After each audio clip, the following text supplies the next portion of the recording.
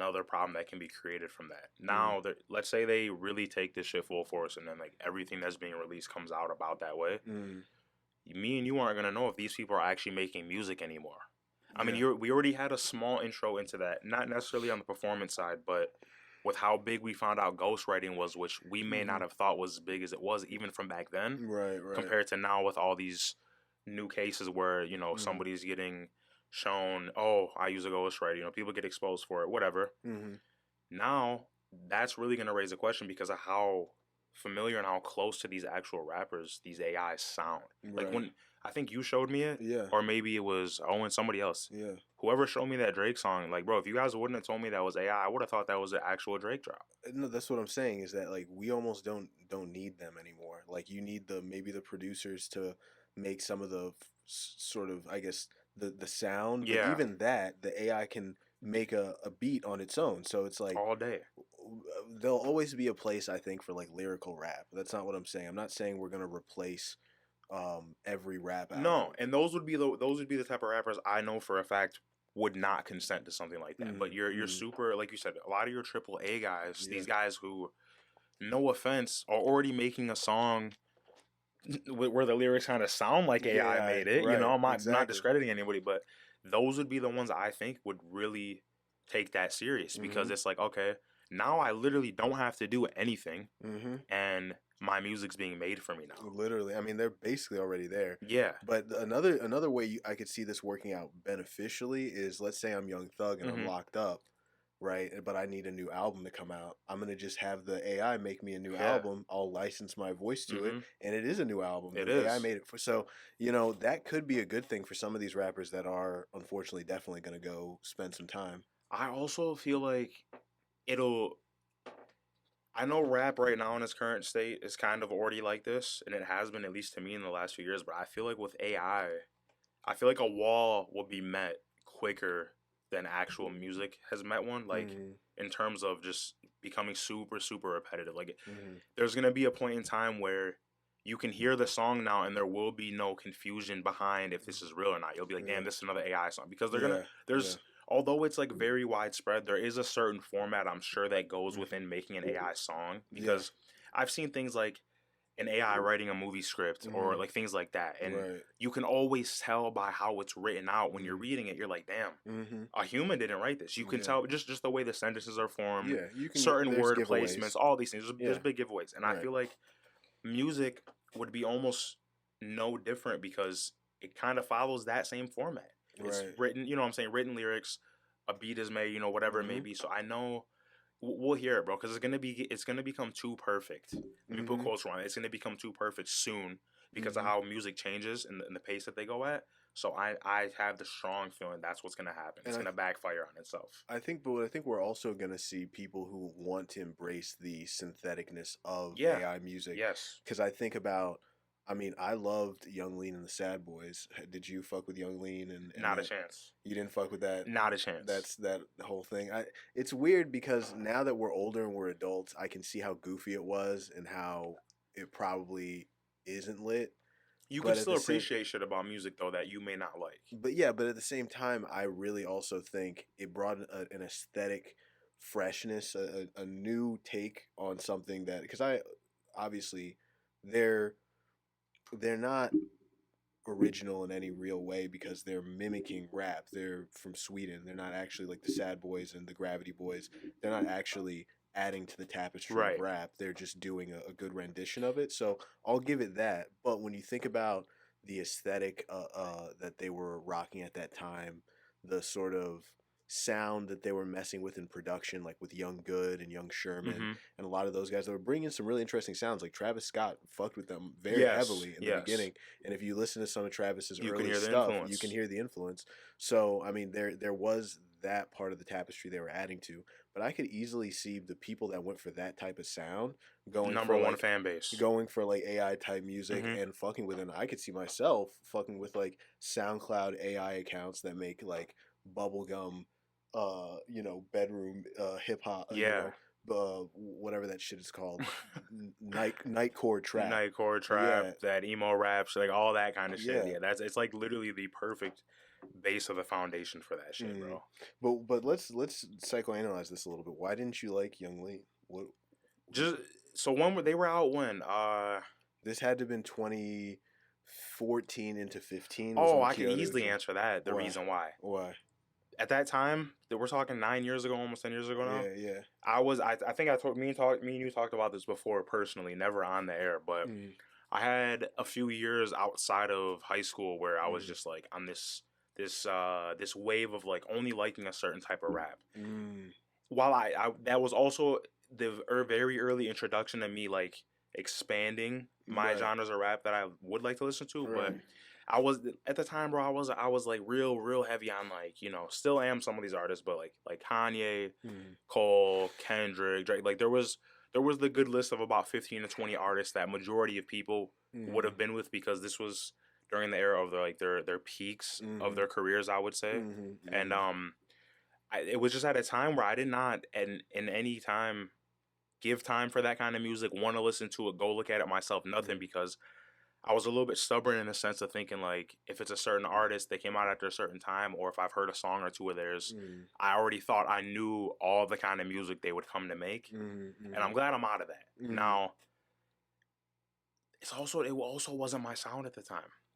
I wasn't liking that. I want to dig in on that. Why wasn't it your sound? I didn't like at the time I want to say like the super up tempo beats, but I take that back because I do like that kind of style of beat. It was the rapping. The rapping was terrible. The rapping was really bad, and for me, I'm not a really big instrumental guy. When I listen to rap, I like to hear both. I mean, don't get me wrong, I love production and the lyrical content side of rap equally because I feel like for it to work, both have to mesh in some way or another. Yeah. But at that time, bro, that was like when that shit was coming out, it was still kind of fresh, and I just did not like it. I don't like the sound of a lot of those guys' voices. Yeah. A lot of the shit they were talking about. Also, like I'm very aware of the music I listen to at the same time. Yeah. And I don't think it would happen, but I know people who listen to certain kinds of music that kind of let it affect their mood. Right. Like I know people that were just strictly listening to like Juice WRLD, like Rod Wave, and in no way am I taking away from these rappers' credits. But they would seem to be sad a lot. You know what I'm saying? So No, like I see certain what you're music saying. has certain influences, Yeah. regardless of who you are, especially Yeah. if you're always listening. Yeah. So I think that was a major key in that too. Yeah, I think you're probably right. I just loved that shit. I was just getting into college. Yeah, so that was party time, bro. Yeah, it was party time. I was really liking the whole aesthetic of Nikes and North Face and tech gear, and that shit was just, it spoke to me. It was the soundtrack to a lot of my early time, being out of the house. Yeah. So I think about that, but I also think about, if it hadn't been for that foundation of sound, I probably wouldn't like Playboy Cardi today. Right. I feel that. Do you know what I mean? I do feel that. Whereas they're not, I'm not gonna say they were like these like instrumental guys in my entire, history of listening to music, but when I trace what I listen to today, that time period, you can find it. Yeah. Yeah, that time period was a big filter that really, And I'm glad you said that because eventually later on is when I also got into it, but I just had a different entryway into mine. Like obviously at a different time period, different artists, different sounds, whatever it was. But I mean, bro, if I would have went back to around like 2012, like I said, 2013, right, and if I would have looked at like a lot of the artists who I have on my phone now, I never would have believed that I would have liked a lot of their music. I'm talking like, bro, I wasn't like a fan of Migos. Like there was a lot of music. Neither was I. No, I didn't like Migos at all. No, I didn't like. It was super repetitive. It was like stupid lyrics. But you know what? Shout out Migos, but yeah, let's be real here. It's shout out Migos, but also you got to remember too. A lot of people were listening to their like big radio hits, which weren't even their best songs at the time. And that played a big part too. Because if you go back and listen to their early mixtapes, the shit that was on the radio was fucking incredible. But we never heard that. We would just hear their like Versace, bro. That was the first thing everybody heard, and because Drake was on it. Exactly, and so I mean, it didn't even do those guys good services. But what was I about to say?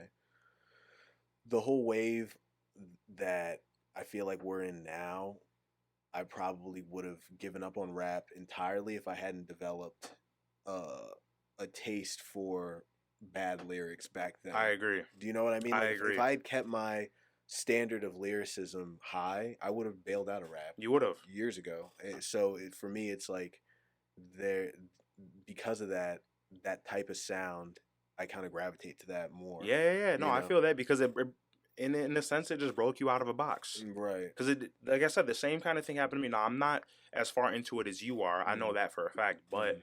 like I said, bro, if it wasn't certain artist music coming out, I Mhm. was just I'm not listening to it. I don't care for that. Right. And like I said, there was some artists I ended up coming. Travis Scott being one. Mhm. Like that's how Denzel Curry. Mhm. Mhm. Never would have thought I would have liked that kind of music, but at the time when and this was, I was so glad. I always love finding out about an artist Mhm. before they're like, Yeah. they're there. You know what I Yeah. mean? I Yeah. love it because you have a different kind of appreciation for their music, especially as they grow and evolve as an Mhm. artist. Mhm. Like, I was put on to Denzel Curry by one of my little cousins and my little brother. And we Mhm. have a 3 and 4 year difference in our ages. Mhm. So it was like, that's a whole different genre of Yeah. music these guys are listening to while I'm over here listening to my Mhm. lyrical, whatever kind of shit I was Yeah. listening to at the Yeah. time. But I just was always around them hearing it, and I was like, in different moments, there was different pieces to a lot of these artists that I started like, damn, Uh-huh. I like how he hit that flow. Mhm. I Mhm. like the beat selection for this. I like what he said, like just whatever it may have been. Mhm. And again, still to this day, those might have been some of the artists that opened the door for me to really Mhm. branch outside of what I usually. Because none of Mhm. these guys aren't super lyrical compared to what I was listening to at the time. Right. I even Right. I like Young Thug now, Right. and That's a that big was the yeah. main artist. I Mhm. won't even hold up, bro. Mhm. Like that was the main artist when he came out. I literally told myself, "There's no way I'll ever listen to this guy's music." When Lifestyle was out, Stoner, I was like, "Bro, this shit is What? trash." What? So I hated those songs. There's certain things that are just you listen to them and you're immediately like, this is an instant hit. And Lifestyle by Oh, I Young knew it Thug. was a hit for sure, Yeah. bro. It was on the radio constantly. I'd be at work. People are Mm-hmm. driving with their cars, windows down. That shit's bumping. I knew, I seen the potential behind it, but my personal likings, I was like, man, this shit is ass, So you right? didn't like Rich Homie Quan? You No, didn't like? I liked Rich Homie Quan more than Young Thug. My Okay. thing with Young Okay. Thug and why it took me a minute to get a liking towards him All right. was the sound of his voice a lot. Cause he was, I'm not a fan of that whiny, Mm. like making weird ass noises, and Why? he was.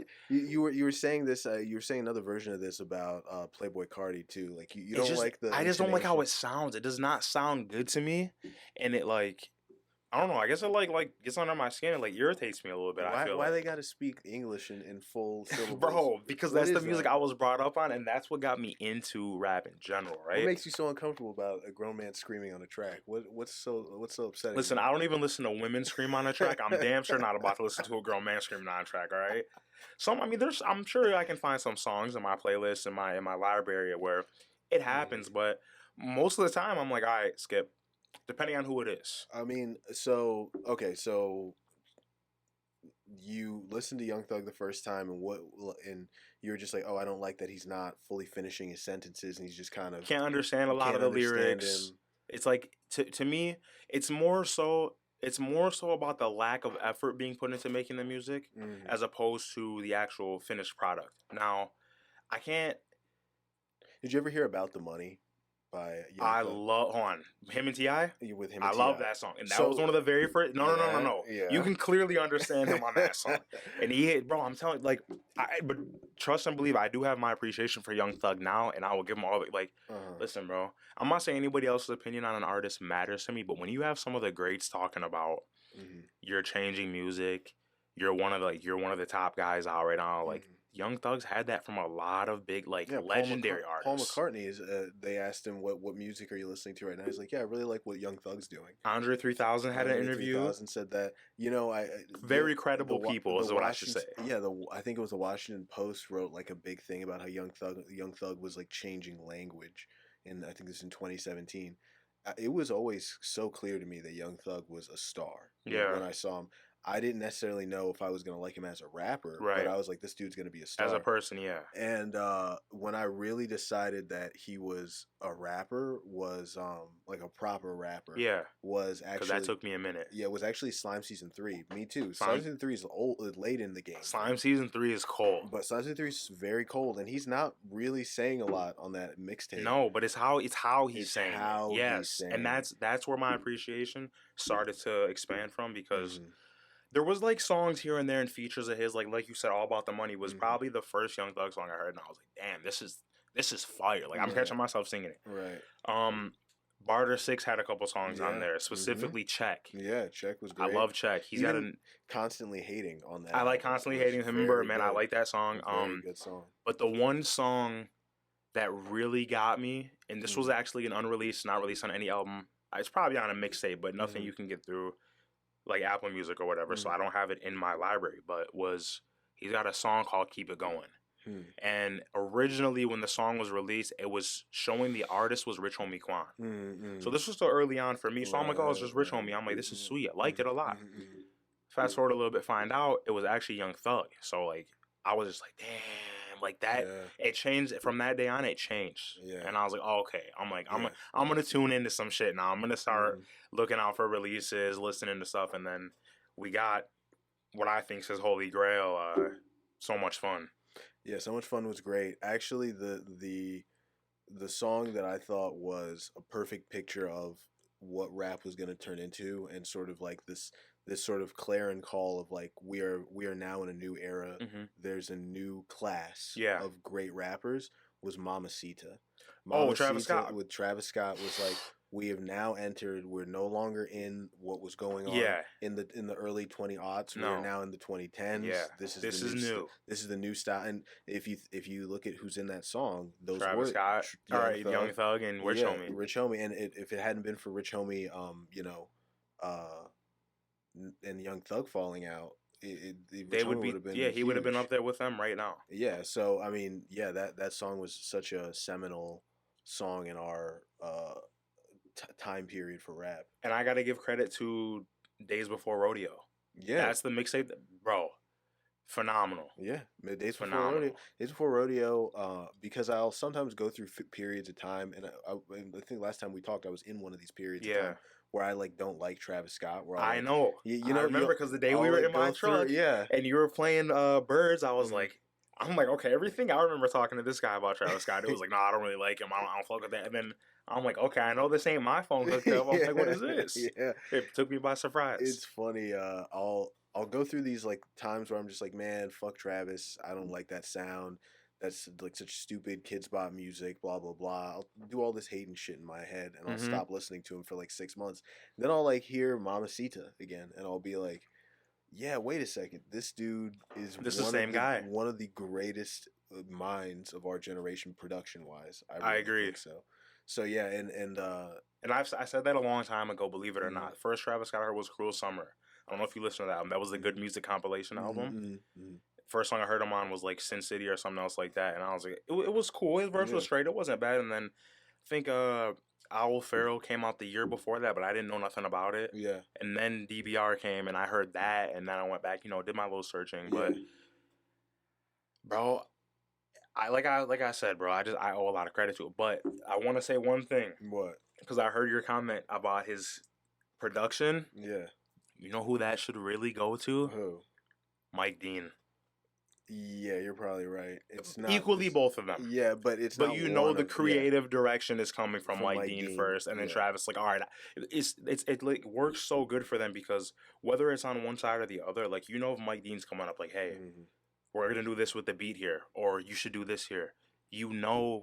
He can tell Travis that come to me because he's probably got to tell him at one time, and he's gonna hit it perfectly. Exactly. So they're such a good duo together, but man, I'm with that. Like I said, I said that a long time ago about him, and I had friends laughing at me, I had people laughing at me. I'm like, all right, guys, wait.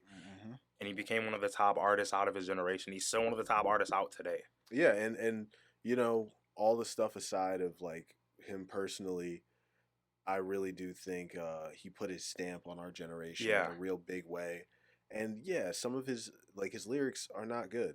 I'll be the first to say it. Yeah, he's not a rapper. He's an artist. He's an artist. Yeah, as an artist, we'll call him that just to take some of the pressure off. But yeah, no, I mean it's crazy just how many sounds Travis Scott produced in our time that like are so like Goosebumps, Sicko Mode, and just how much of our, especially for me, is like college. That was all college. That Everywhere was you were, you couldn't escape those it's songs. like when people think about certain eras. I'm sorry, like hate him or not, he's gonna be that rapper or that sound that is associated Hmm. with the 2010s. I It will be agree. Travis Scott and Drake. Over it, yeah, It will be, exactly. yeah. Drake, Drake's not going nowhere. We know that. Right, right. Drake's, not anywhere near my favorite, but easily I mean, the at this biggest point, artist out. He's the biggest artist out. yeah, at this point, he should just be making smooth jazz, like adult He could do contemporary. anything He at could this do point, anything because people are gonna listen to it. Yeah, and you can't really. There's literally probably no other artist you could say that about. yeah. Not one. No. Like even the greatest of their genres. Like Drake can rap. He can sing. He's made like house music. Mm. He's almost. I mean, Drake comes out of the country album. I'm not listening to that. Right, Like there's a shit we don't right, want him to do, but right, we right, know because of who he is would work for him. So, right, right. but But switching gears, getting local for a yes, second, because we are yes, in local Detroit, Michigan. Me and Allie have been doing this thing where we go to restaurants in Midtown, hmm, and I told you about this yeah, TikTok thing. yes. So we've been making this TikTok, going to like different restaurants and checking them out, and it's fucking great, man. Downtown or Midtown is really like popping. You just don't want to leave. There's so many cool like new, and some of them are, some of them are a little weird. Like there's a scented cocktail bar. There's a scented cocktail bar where like they have like a perfume store during the day, and then at night it turns into a bar, and then like they give you the scents that pair with your cocktail. So I don't know how long a business, but they said they've been in business for a little bit. So I don't want to talk shit about them, and they're nice people over That's there. interesting. But it's a very weird, yeah. I say that to say that like yes, it's definitely cool, but it's also, It's kind of out there though. some of it's very out there. I would never think that would be a thing ever in my life. Exactly. So, but I think they said they were open for like pre-COVID, they've been open. So, That's not bad. something's been going right for them. And I feel like that, bro. That's like one of the best things about like opportunity in Detroit Mm. is like me and you both just said that never would sound like anything you could do or Right. even have any success with at all. Yeah. But that's just kind of how Detroit is. It's Mm. like this meshing of kind of a little bit of everything Mm. where it's for the most part accepted in a good space. Mhm. No weird bad shit, but Yeah, yeah. and it's like you can kind of go forward with your dreams, your plans out there, Yeah. and as long as you're doing it the right way, Detroit's a perfect place to market that at. Yeah, No matter what it is. people will try something new Yeah. here, especially like in areas like Midtown where everything's so wide open. Mhm. Like half of the stores on most of the streets didn't exist, 5 years ago. Yeah. So people are just like, oh, what's this new place? Let me check it out. Just to see, So just for shits and giggles. yeah, but I checked out this one store. God, I forgot what it's called. It's right on Cass, and it's like a one of those vintage but also drip type stores where they have, Yes. There's a lot of those like you know, in Michigan now, a lot. they're popping up. I saw one in fucking Birmingham. Mhm. There's a fucking store in Birmingham that is appointment only, and it's like Supreme shit in there. What's It's it like, called? I don't even know the name, but it's like you walk over and it looks like a typical hype beast like fashion store, Yeah. but it literally says appointment only. I was like, I've never even seen this in fucking Hollywood. I can't believe I'm seeing it here. There's only one of two reasons I can think they have it that way. Why? First reason is I'm gonna assume that they're probably if it's like vintage like that, they're Mhm. probably carrying a lot of high valued merchandise in there. Right. So to stop the possibility of like, multiple people being in the store snatching something running, it's Right. probably appointment only. Boom. We're gonna deal with one person right now. Mm-hmm. Here's a slot, here's the next slot. So I kinda get it, but I feel like that can kind of restrict them as well. I Because just thought I was like, that's weird. who's paying for this? Yeah, place? it's odd to me to even do something like that because I would never appointment only that. Unless, like I said, unless they're handling very high value merchandise. Which that makes sense, and I've never thought of it that way. They could be that, but it's like, who is shopping there that frequently to keep the lights them on busy. in Yeah. a place like that where I couldn't even go in and shop if I wanted to? If you wanted, Like, which is the literally- worst part. Yeah. That's something that would keep me from going somewhere like that. Right. Because I mean, now if I lived in Detroit, that's different. Mm-hmm, I don't live in Detroit though, so I'm Mhm. not gonna come across that and be like, damn, I'm about to go make an appointment here just to go see what's in there. It's like, Right, nah, right. man, I want to know what's in there before I make my appointment to know Right. if it's worth making one. Yeah, it's super weird. I've never seen a store like that, but I Bro. guess it does well. Yeah, Birmingham is fucking nice though. We got. I mean, I got to give credit to that fashion of a store Mm-hmm. to Burn Rubber. I don't know if you ever been to or heard of Burn Rubber. Burn Rubber used to be in Royal Oak, Okay.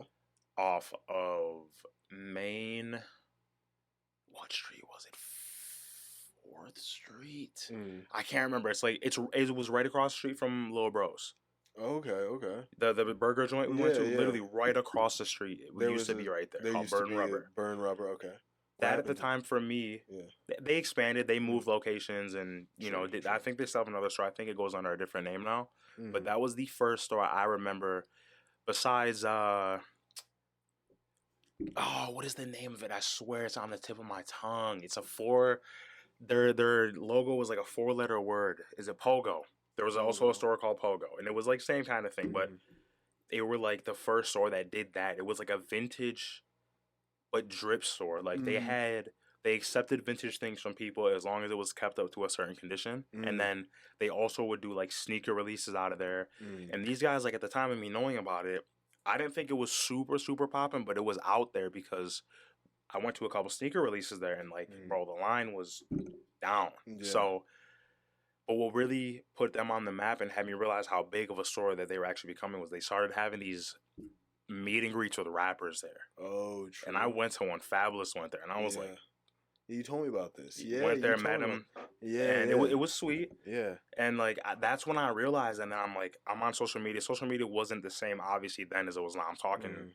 2012, Right, 2013. right, So it right. was still different, but it was out there somewhat. Mhm. And they had a Mhm. decent following at the time, Mhm. but I know like from then to now, these guys got to be making crazy money. I know they're all known throughout the city, like first name Mhm. basis type of thing. So I definitely would give credit to them and Pogo because I know those were the first I still remember hearing about to this day and knowing that we're actually big and put on the map Right. from that time to now. Right. Right. So that's crazy. I'm glad to hear that though. Yeah. I'm glad to hear that those type of stores are like coming like more frequent out here. There's Exhibition. Shouts out to Exhibition in Detroit. That's a dope spot. They Yeah. actually let us put our flyers in there one time. Yeah, that's like the only store. When we first printed our first flyers for Two Detroit Nerds, Damn. I was passing them out all over Detroit, and the one store that let us put it there was Exhibition. Damn, that's So they're awesome. cool. Yeah, that's a cool streetwear store.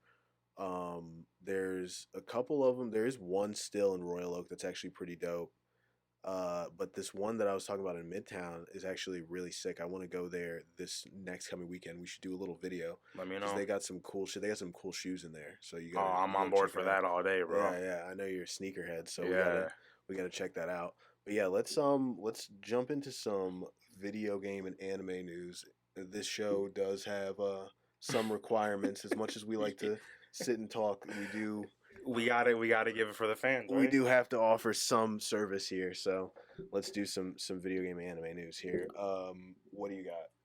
So What's new? the be all game Mhm. coming to us very soon here, less than a month away now. Mhm. Starfield. Have you heard of Starfield? Yes, and this is actually exactly what I want to talk about. Nice. So I'm glad we were already thinking of like Mhm. as I'm getting older, I tend to not do this, but I'm doing it with this game because the company has a great track record and in my eyes from what I've played from them, they've done no wrong. Mhm. This is going to be game of the year. I mean, Undoubtedly. it's Bethesda Studios. It's open world. It's completely designed for next gen only. It's maybe 5 years in production. Longer than that. They've delayed it multiple times. Mhm. They've taken their time with this, which I'm so happy about. Me too. I love every company follow suit. Take your time. Take your time. You know, and the other thing too is like anytime they do want to give us some information on it or show us something about it, looks great. Yeah. No complaints. No That's how it should complaints. be. If you don't give yourself some crazy schedule that you are never going to adhere to anyways, and then pump out some stuff that is rushed, people are going to get upset. And they're gonna notice everything. And, Everybody, yeah. the internet lets you notice every little thing. Not everybody knows about it. But if you just take your time, only make promises you can keep, Mhm. and actually deliver on them, people are happy and they want to buy your game. Look, how crazy is that, Dom? How Who would've crazy. thought? Do what the fuck you're supposed to do and it'll work the way you want it to. Who It's would've- insane. Who would have thought? No, But- they yeah. actually. I just read an article yesterday on this, Mhm. and the developers Hmm. did a little play test run through of the game because the game. I don't know if people know how big this game is gonna be. It's gonna be like I don't know if you've heard of the game No Man's Sky. Yeah, yeah, This is like No Man's Sky meets Skyrim, yeah. but not in that medieval setting in Mm-hmm. terms of just how the world works and things like that. So it's gonna be really big. Mm-hmm. Hundreds of galaxies, like all our planets, all this crazy shit I've been hearing. Mm-hmm. So I brought that up to understand the context of what I'm gonna say next and how much this actually means. Mm-hmm. The devs did a run through for the first 15 hours of the game. Yeah. They did not come across a single bug in the game. Holy 15 hours. We're shit. talking multiple people all watching for things, Yeah. knowing how the game works. They Right, programmed this right, game. They right. coded it. They should know how everything works Right. to an extent. Right. Not a single bug, which is nuts to me. That's nuts. Because there's games like much, much, much smaller Mhm. than this is about to be that you can play an hour, you notice like 4 different things already happening. It's Mhm. like, where's the effort here? What are we doing? I think we needed a standard reset in video gaming. We needed a AAA title to drop that was done correctly, Mm-hmm. that actually set a new bar of development within the next gen titles. Like, hey, this is what you were capable of making now, Yeah. so this is what you should be making. And then we also needed something that was going to show that you can make that was going to change that whole narrative of like bugs are just a feature, bugs are just a part of the game. Yeah, You've just got to deal deal with with it. I'm so glad we're finally past seeing it. something that's like, no, you do it right, and we don't have those issues. So I'm super excited. I don't know of any other game I've been thinking about besides this one. That's literally and Yeah. to not take away from its credit. Obviously, nothing too crazy is coming out alongside it. Mhm. But even if anything else did, Mhm. this is the one. Like, I mean, come on, bro. I really it makes me very happy because Bethesda is gonna show everybody how to release a, if not completed, because all games now come with DLC. It doesn't necessarily have to be completed, but a full game upon release. Yeah. See, that's been the biggest issue with me. A lot of Yeah. games come out and they might have a slow, rocky start, but they end up becoming phenomenal afterwards, which is cool. Mhm. I understand. But this isn't something cheap. This is a product that these guys are making. Like, if you've ever seen how big the gaming market got from the internet, this went from a like probably multi-million to like low billion-dollar companies to, as an industry, $1 trillion industry. Yeah, Gaming is ridiculous right now. It's crazy. It's bigger than anyone could have ever imagined it being. Yeah. I mean, bro, you got And, people getting paid to play video games. Never in a day in my life did I think that was going to happen as a kid. Oh yeah, Ever. it's real. I mean, you get sponsorships, sports teams, the whole fucking thing. I think we definitely in the coming episodes need to cover some esports type stuff. Yes. And just kind of get in. Maybe we could try to do a call in with Blazin and Yeah, get man. a first hand Get account. them on the screen. Yeah, get them on the screen. Get a first hand account of what it's like to be, a competitive gamer. Because that is a world that isn't documented enough. I don't know why. It's like one of the most interesting developments in our like society that somebody and these aren't the ones that are at the top of video game streaming. I was just gonna say that's who it revolves around. Yeah, streamers, the people who are at the top of streaming, more eyeballs have seen them than Johnny Carson. More eyeballs have seen them than Jackie Chan. Yeah. Than any of these like big celebrities that we think of as like huge people. The biggest streamers have had way more people watch them, and way more people know who they are. So, I mean, this is a new class of.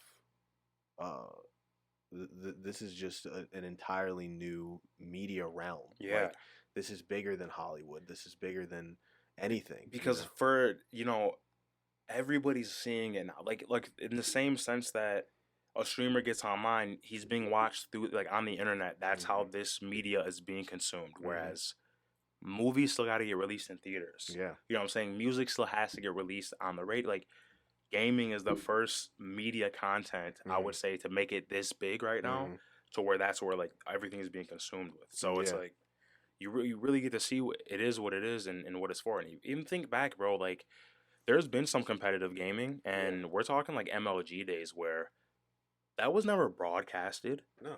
At all. Like these guys, they would, if you went to the event, you went to the event. Yeah. That's where you were to see that. Now, people had recordings and clips that obviously later on would come out of certain showcases and things, but it was never quite this. And if you go look back, like the tournament prize pools they were having, bro, we got $1 million tournaments that they have for video games, like hundreds of thousands of dollars Mm. to come be good at a video game. Yeah, by the way, for the tournaments that like no one cares about are the Yeah. ones that are $1 million. The ones that Yeah. people care about are like 10 million. Yeah, they're 20 ridiculous. Yeah, so and some of these the biggest COD teams have some of the biggest sponsorship deals. These are like Huge. multi-millionaires. Guys. Yeah, these are guys that are multi-millionaires playing video games. These are not pro bowlers on pro No. bowler salary. These are serious guys. It sounds like a dream to a gamer if you, when you really sit there and talk about it. I'm just trying to understand why there are not more documentaries about this. And also, here's the unfortunate truth: that whole generation that grew up during COVID that wasn't really going to school and they were just playing video games. Guess what they're going to want to do when they turn 18? Their whole life, yeah. They're going to want to play video games. It's oversaturated. Be streamers because that's all they fucking know That's how all to do. they know. They're And not it is gonna- bad. Yeah, it is the. It's very understanding, but it's bad, I think. Yeah, but I also think putting content creation in the hands is like an expectation of like a kid is kind of cool. Like kind of being like, oh yeah, you can just play video games if you want, but really what you should be doing is making content that other people can see. Yes. I think that that's a cool development because that was kind of always my dream when I was a kid. Was like, man, wouldn't I like when I was growing up with the way internet speeds were and just how computers were, we weren't there yet where I could put what I was doing in real time on TV. But if kids today have that power growing up, Bro, 6-year-olds that know how to do it now. Yeah, I mean, it's it crazy. just opens up such a world of creativity and of self-expression through these like super powerful technologies. Like, and it's not super unreasonable like other media outlets would be. Yeah. Like you could, and no disrespect to the gaming world. I'm not saying it's easy. I'm not saying anybody can go pick up a controller and do what some of these top guys do, but it's much more reasonable to try to go get good at a video game, probably make it big, make some good content, than it would be to like, oh, I'm gonna be a rapper, right? I'm gonna be an actor, like, right? Or I just want to like what's the difference if my kid told me, oh, I want to have a modest YouTube channel where I make maybe $40,000-$50,000 a year just off of that, or let's say even $80,000 a year. That's what they want to do. They could do that. That's not that's a totally normal. That could be a totally normal job. And it's normal in a way that content creation 20 years ago wasn't. Like it just costed too much money. You had to be far more specialized. It wasn't this sort of passive thing that you could do. It was very active. So I think being a content creator is almost like, it's like, why wouldn't you be doing it? Why? That's what I say, bro. When people talk to me about it, I'm like, why would you not want to do that? Yeah, why would you just want to only consume? Why wouldn't you want to also produce your own stuff? It's very to me it was just like a no-brainer, and I think it is for a lot of kids growing up today too, is my point. But what was I about to say? Fuck. Was it more on gaming? It was something else on gaming. Another game? No. If you're gonna tell me that doing a speed run on Elden Ring on super hard mode with no fucking armor, with like no hit speed run, if you're gonna tell me that doing a no hit speed run is like not talent, then I don't know what it is. You're batshit crazy if you think otherwise. I don't know what that could translate to that could help society out. Maybe they'll have to come up with something. Sure, but just the fact that someone can do that is showing you some kind of skill. Let me tell you this though. Yeah. Well, because I do agree with the Elden Ring statement, but because I've been in a lot of threads, read a lot of posts, the counter argument that a lot of these people make, and this doesn't necessarily mean there's no skill in it. It's just we should explain what a speed run is. Well, okay, for those of you guys that don't know, speed run in any video game is usually a contest, not between multiple people at once, one person at a time, of somebody trying to break the world record of how quick the main storyline of a video game is beaten in. Now, through the use of hacks and mods, not ones that cheat, ones that are used for progression purposes only, like getting over certain areas that you would normally have to go all the way around, do all these different things. That's the only kind of mod and hack people use. They don't use like God mode, nothing like that. But so Elden Ring being, to a lot of the people who that's their introduction game to the Souls series, it's a very hard game for a lot of people. It is difficult like no other game. This company makes games still like no other games, maybe only a couple other comparable studios. But with the Elden Ring one, a lot of people were arguing that it does not take as much skill as people think, because in a lot of these videos, these like there's like a super high amount of buffs that they put on the character. So you can still be level 1, no armor, Right. but these buffs still stack, and then you get a certain weapon, a certain power. You do certain things, have certain items, whatever it is. So people, and then as long as you're used to the pattern of certain bosses, Then you people try to say it's not as hard as people make it look. And I'm sure with enough practice of games like this, it could become easy for me and you as well. Right. One game I will say, Sekiro, those speedruns are crazy because there is no progression in Sekiro like it is in Elden Ring. Like Elden Ring, you can go get to level 500 before you fight the real first boss. Right. Sekiro does not work like that. Sekiro, if you die, you have a meter to get your skill points up. If you die, that bar goes down. And you could have, let's say you have 10 skill points, which would be a lot to have at once. And you die enough times, it'll put you right back at 0. Yeah. But the problem is you're already this far progressed in the game now, so you can't go back and collect all that. And this game is much more skill needed, I would say, because you have to, Elden Ring, you can play to your tune. In Sekiro, you got to play to the creator's tune because there's not interchangeable classes, weapons, all that. It's like, you got to play by their system. Yeah. Shit blows my mind. Just the little things people find out. Yeah. You can stun lock the boss by doing this. You can make the boss repeat the same pattern. I'm like, bro, how much time these motherfuckers got on their hand to be finding this out, bro? It's kind of scary, too. It is. When you, like, think about how that person had to, how many times they'd have to do that to figure that out. It's fucking like 15 15 retries for me of a boss had me going crazy, whereas these people is like, they do hundreds. Yeah, hundreds. Never. Hundreds, man. It's crazy. It is. But you know, I do towards the end of the show I want to say I have a confession to make. I have not watched anime in a long ass time. I don't know what happened. The winter ended, the sun came out, and I was like, why am I in my room watching Japanese animation? No. That's totally understandable because the way that I was watching it in the winter completely changed and drastically changed from how I watch it now. If I watch it now, it's like, all right, close to the end of the night, I'm about to lay back, try to fall asleep, let me put something on now. But sucks because some of the most anticipated and I think highest rated things have been coming out so far. Oh, really? For the summer. We got new season of Jujutsu Kaisen came out. Now it starts off with a prequel, first 5 episodes.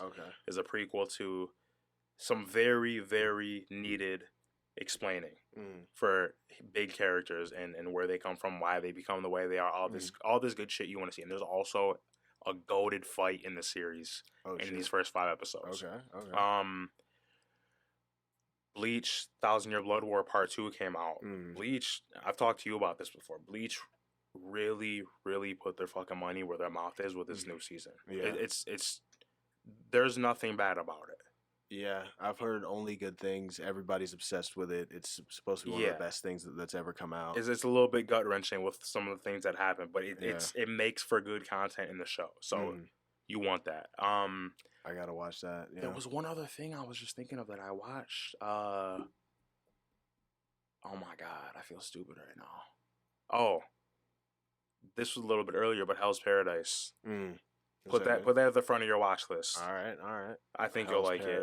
I won't even say nothing about it because if I start talking about it, it's gonna be hard for me to stop. Check it out. All right. We gotta next episode. We gotta go a little bit heavier on the anime. Yeah, talk. we can. And I gotta catch up on some shows. What I am gonna do is I'm gonna watch the Blood War. The Blood War is amazing because I actually I started watching it and then I just got too busy, but I was liking it when I was watching it. So I'm gonna go back and watch that. What else did I want to? There was something else in the news. Oh, any COD updates? Any Call of Duty updates going on? Bro, I'll be honest with you. I've not touched Call of Duty since May.